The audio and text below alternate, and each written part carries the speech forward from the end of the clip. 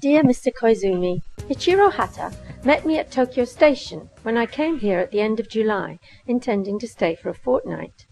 He invited me to stay at his home instead of going to an hotel, and when the time came for me to return to Kobe, his father persuaded me to get rid of my house and make my home with him. So I've been adopted and am now one of the family, and they seem to want me to stay with them as long as I can. I had intended to return to London before Christmas, but I'm writing to my husband Robin to ask if I can stay longer, till after the cherry blossom.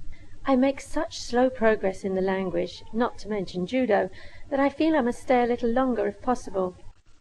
Last night Ichiro and I had dinner with the famous Mr. Koizumi. I practiced with him once at the Kodokan, and often sit and watch him. He's extraordinary, very frail and delicate, very small, and looks quite old.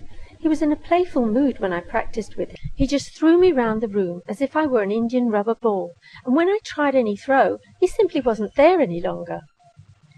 He has now agreed to teach me by myself on one morning every week, as I can practice with him every day when he's teaching in different places.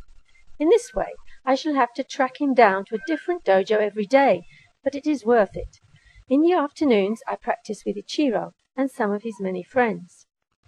People don't seem to mind being seen with no clothes on. At one hot spring, there was a private bathroom intended for honeymoon couples.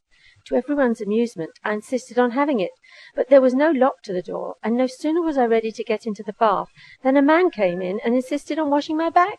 I didn't know enough Japanese to argue, and I'm quite used to the Japanese by now, but I must confess I was surprised next day when Ichiro told me he thought my bathing dress was indecent because it's cut low at the back.